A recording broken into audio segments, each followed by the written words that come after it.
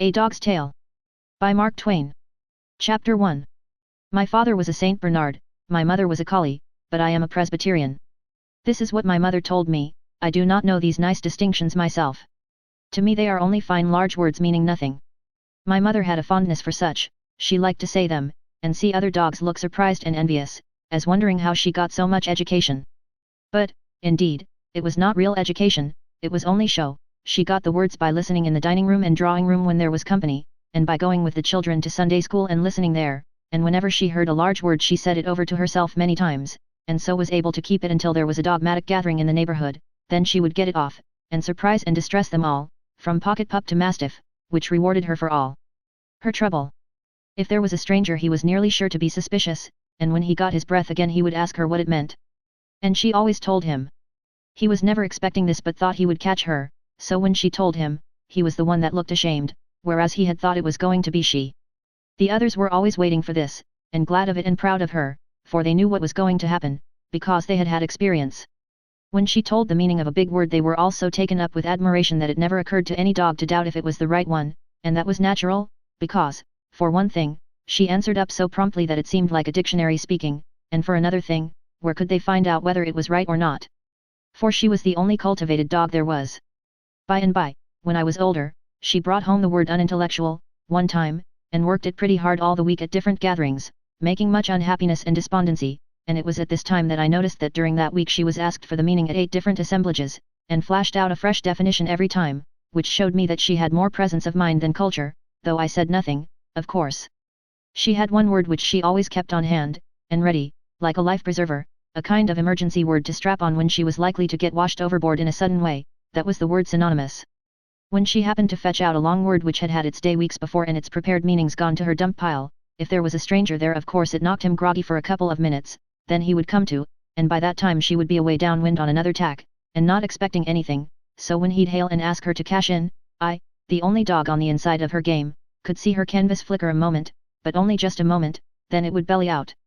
Taut and full, and she would say, as calm as a summer's day, it's synonymous with supererogation, or some godless long reptile of a word like that, and go placidly about and skim away on the next tack, perfectly comfortable, you know, and leave that stranger looking profane and embarrassed, and the initiated slatting the floor with their tails in unison and their faces transfigured with a holy joy. And it was the same with phrases. She would drag home a whole phrase, if it had a grand sound, and play it 6 nights and 2 matinees, and explain it a new way every time, which she had to, for all she cared for was the phrase, she wasn't interested in what it meant, and knew those dogs hadn't wit enough to catch her, anyway. Yes, she was a daisy. She got so she wasn't afraid of anything, she had such confidence in the ignorance of those creatures. She even brought anecdotes that she had heard the family and the dinner guests laugh and shout over, and as a rule she got the nub of one chestnut hitched onto another chestnut, where, of course, it didn't fit and hadn't any point, and when she delivered the nub she fell over and rolled on the floor and laughed and barked in the most insane way, while I could see that she was wondering to herself why it didn't seem as funny as it did when she first heard it. But no harm was done, the others rolled and barked too, privately ashamed of themselves for not seeing the point, and never suspecting that the fault was not with them and there wasn't any to see. You can see by these things that she was of a rather vain and frivolous character, still, she had virtues, and enough to make up, I think. She had a kind heart and gentle ways, and never harbored resentments for injuries done her, but put them easily out of her mind and forgot them, and she taught her children her kindly way, and from her we learned also to be brave and prompt in time of danger, and not to run away, but face the peril that threatened friend or stranger, and help him the best we could without stopping to think what the cost might be to us.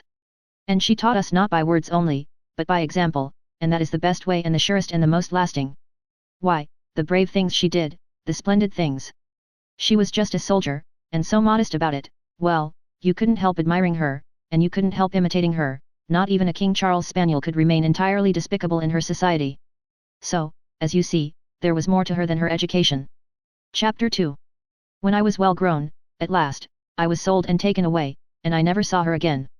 She was broken-hearted, and so was I, and we cried, but she comforted me as well as she could, and said we were sent into this world for a wise and good purpose, and must do our duties without repining, take our life as we might find it, live it for the best good of others, and never mind about the results, they were not our affair. She said men who did like this would have a noble and beautiful reward by and by in another world, and although we animals would not go there, to do well and right without reward would give to our brief lives a worthiness and dignity which in itself would be a reward. She had gathered these things from time to time when she had gone to the Sunday school with the children, and had laid them up in her memory more carefully than she had done with those other words and phrases, and she had studied them deeply, for her good and ours. One may see by this that she had a wise and thoughtful head, for all there was so much lightness and vanity in it. So we said our farewells, and looked our last upon each other through our tears, and the last thing she said, keeping it for the last to make me remember it the better, I think, was, in memory of me, when there is a time of danger to another do not think of yourself, think of your mother, and do as she would do. Do you think I could forget that? No. Chapter 3. It was such a charming home, my new one, a fine great house with pictures and delicate decorations, and rich furniture, and no gloom anywhere, but all the wilderness of dainty colors lit up with flooding sunshine, and the spacious grounds around it, and the great garden, oh, green sward and noble trees, and flowers, no end. And I was the same as a member of the family, and they loved me, and petted me, and did not give me a new name, but called me by my old one that was dear to me because my mother had given it me, Aileen Mavurian. She got it out of a song, and the Greys knew that song, and said it was a beautiful name.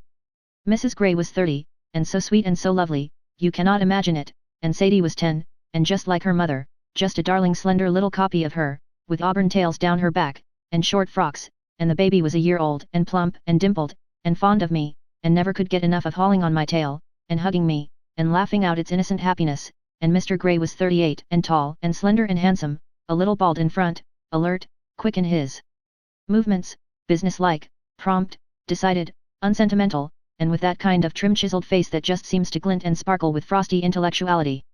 He was a renowned scientist. I do not know what the word means, but my mother would know how to use it and get effects. She would know how to depress a rat terrier with it and make a lapdog look sorry he came. But that is not the best one, the best one was laboratory. My mother could organize a trust on that one that would skin the tax collars off the whole herd. The laboratory was not a book, or a picture, or a place to wash your hands in, as the college president's dog said, no, that is the lavatory. The laboratory is quite different, and is filled with jars, and bottles, and electrics, and wires, and strange machines, and every week other scientists came there and sat in the place, and used the machines, and discussed, and made what they called experiments and discoveries, and often I came, too, and stood around and listened, and tried to learn, for the sake of my mother, and in loving memory of her, although it was a pain to me, as realizing what she was losing out of her life and I gaining nothing at all, for try as I might, I was never able to make anything out of it at all. Other times I lay on the floor in the mistress's workroom and slept, she gently using me for a footstool, knowing it pleased me, for it was a caress.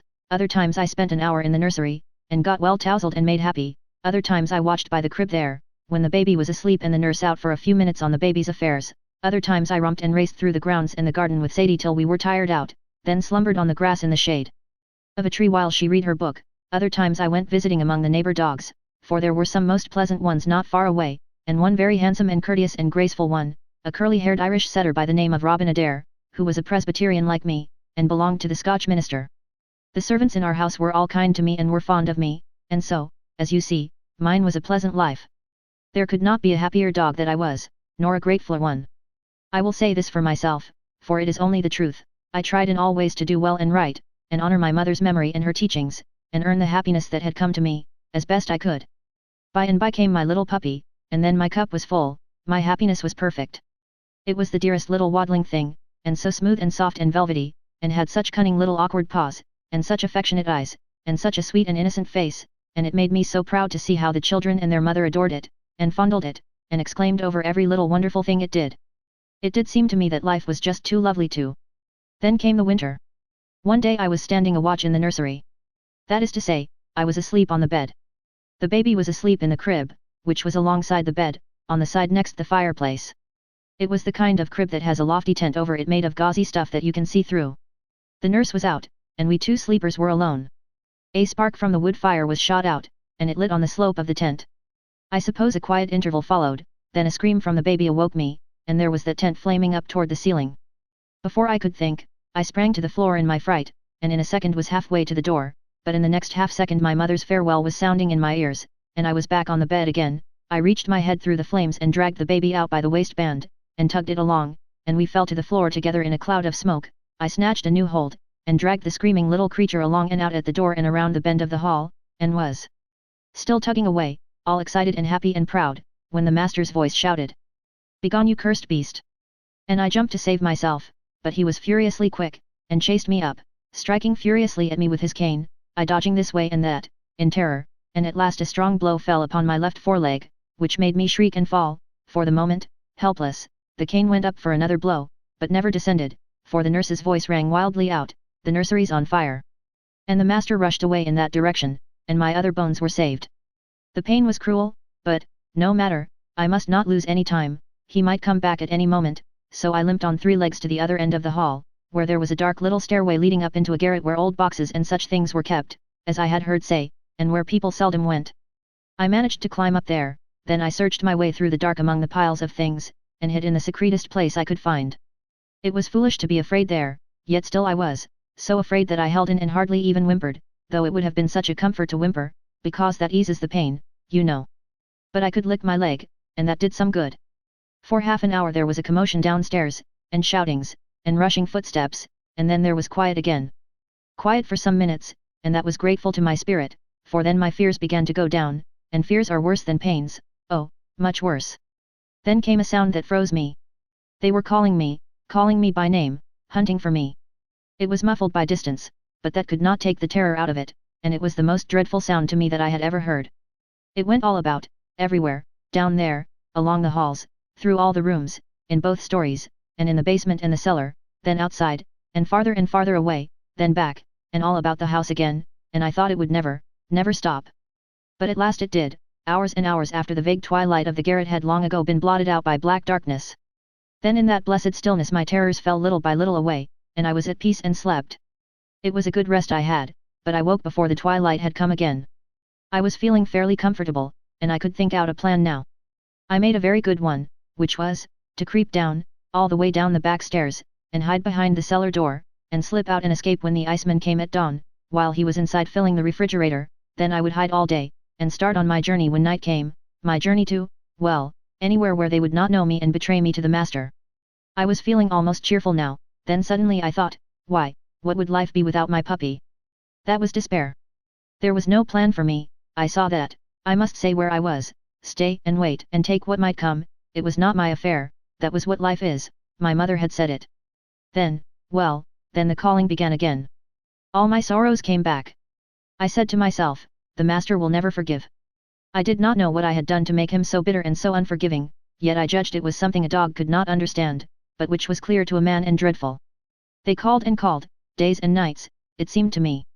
So long that the hunger and thirst near drove me mad, and I recognized that I was getting very weak. When you are this way you sleep a great deal, and I did. Once I woke in an awful fright, it seemed to me that the calling was right there in the garret.